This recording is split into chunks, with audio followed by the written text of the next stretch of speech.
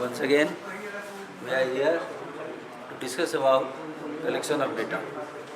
Earlier we have discussed that what is data. So data means any raw fact and figure is known as data. Now why should we collect the data? That also we discussed earlier. We need to have data to process it and modify them into information. Why information is required at our level? It is because information from different corners, from different field, improves our knowledge. So to have knowledge, we need to have information, and to collect the information, we need to have data. So we are here to learn about collection of data. Now, what is its importance in the field of research? Why we discuss this collection of data in research methodology? So first of all, that also we have discussed earlier, but just as a recap, we must know.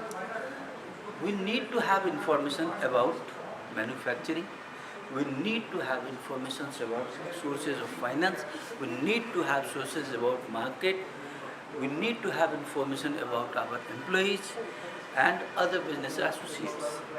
But no organization want to limit itself to certain extent. They want to be broader and broader in all the respect, and that is why they always attempt to expand themselves.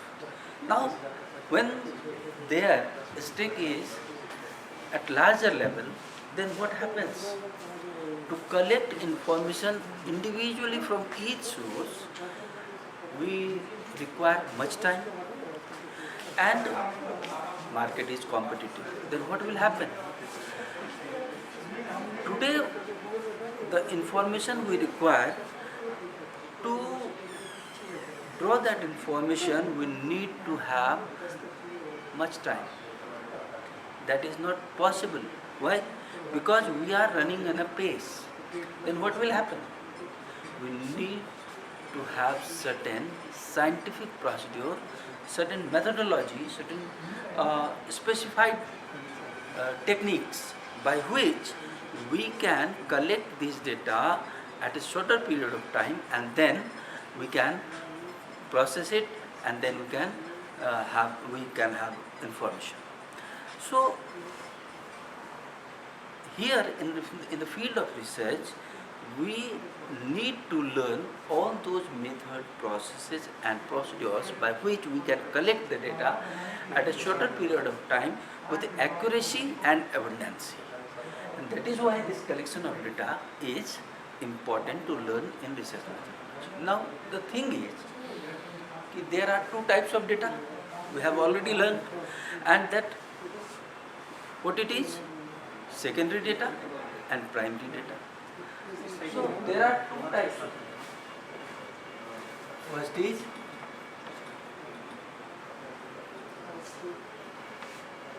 secondary data, and the second one is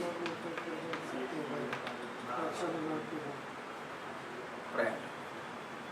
Now what is secondary data? Secondary data are those data which have already been processed by someone else and used by them. About this secondary data, we never know that from where a person has collected it, what is the authenticity, and how much we should rely upon them. But still, we need to have certain ideas. We go through books, we go through magazines, we go through different areas, and from there we collect secondary data, and that create a level of perception about the issue, about the research problem, and that is why secondary data is important. So very easily we can access this secondary data, that discussion with academicians, seniors, teachers, books, journals, all these are the common procedure by which we can have this secondary data. Now, what is the relevance of primary data in research?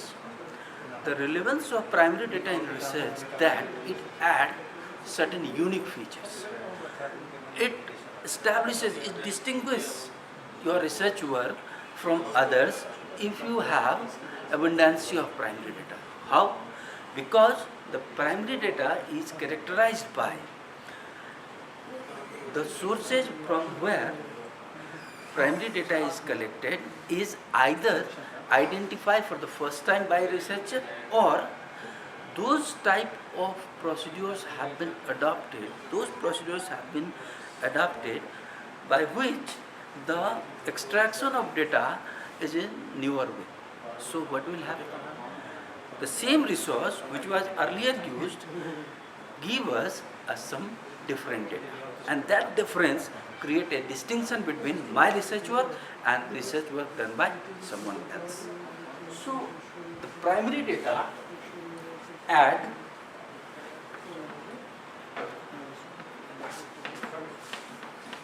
distinction, uniqueness,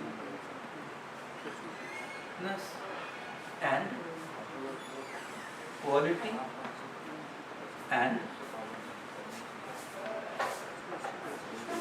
authenticity to in our research. So we need to learn basically that how this primary data can be collected. So to collect the primary data for research work, we have different methods. And why these methods are applied? Once again I will repeat, to minimize the time requirement and to collect the accurate or reliable data in adequate amount, we need to have those techniques, those processes, those methods.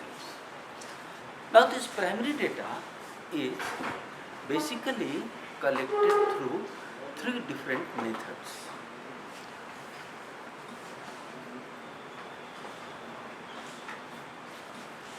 What is that? First is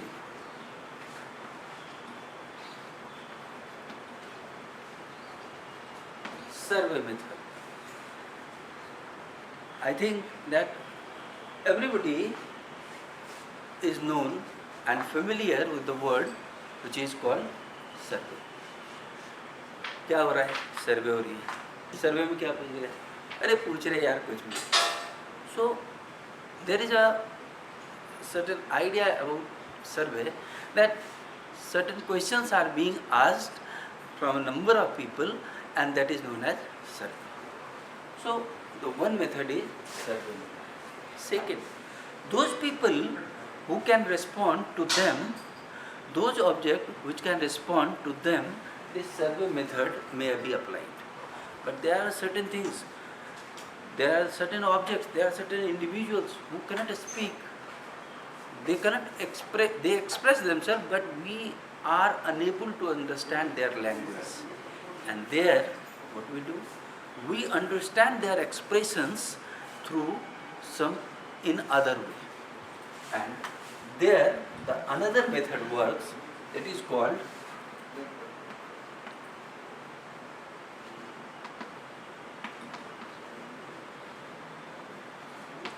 observation method. After that, survey method, observation method. Survey method, people can respond, we can ask, and this is how we can collect the data. We can process them and we can retrieve the information. Second, those who cannot respond or they respond but we are unable to understand, for them we have observation method. There are certain other things, circumstances, where the third method is applied, and that is called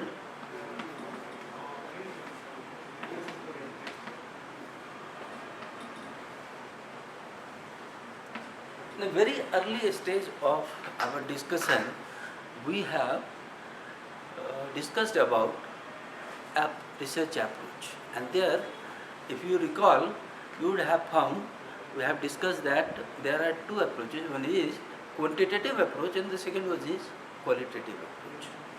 In quantitative approach, usually we have quantified data and we can quantify them in some way. But when it comes to qualitative approach, we are about to touch those aspects which are intangible in nature. So there, this observation method and interview method, that it is already there inside, but they are not expressing it.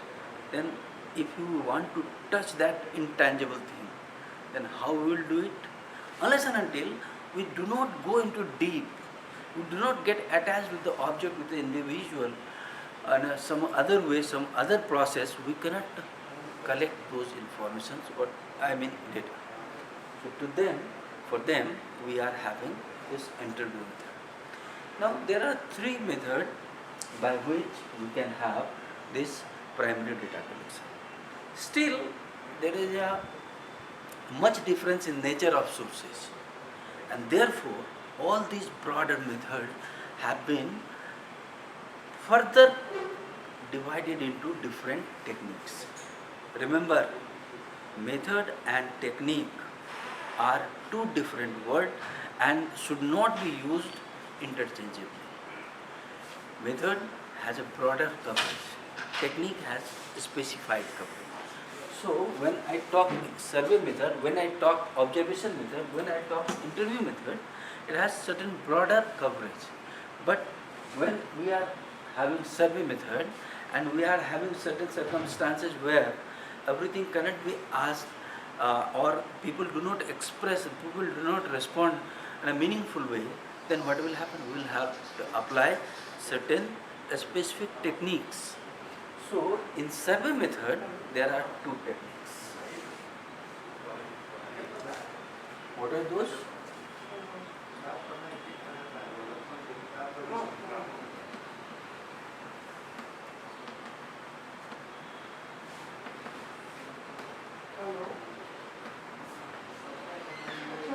Questionnaire,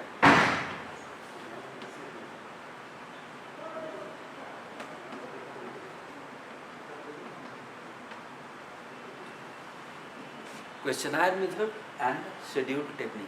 Again, here you find that survey is a method and questionnaire is also a method. Why? It is because questionnaire and schedule are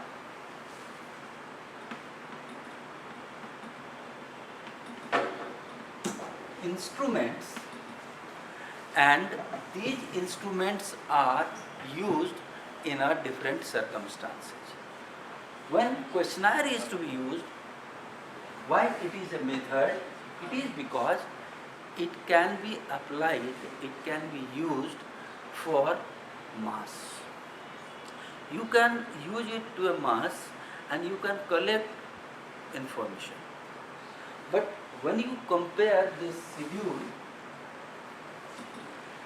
the nature of schedule or the preparation of schedule and its structure do not permit you to apply to a larger mass as which is applicable to questionnaire. Then what happens? The coverage of this schedule is specified, and that is why it is called technique. Understood? Now, coming to this observation method, let me recap that survey method has two techniques. One is questionnaire and the second one is schedule. Now, coming to this observation method. Now, in observation method, there are four techniques. First,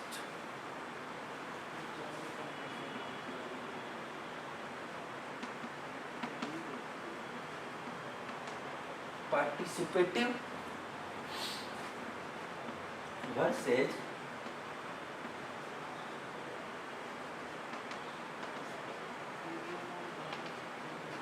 non-participative. So observation method has different techniques. A situation where participative or non-participative procedures can be applied. Second,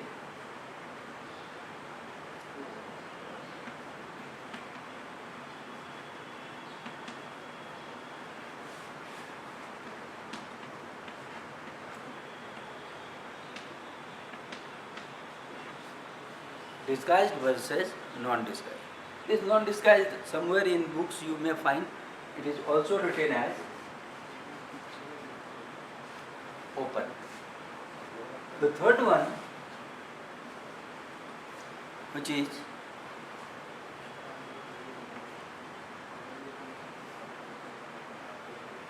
structured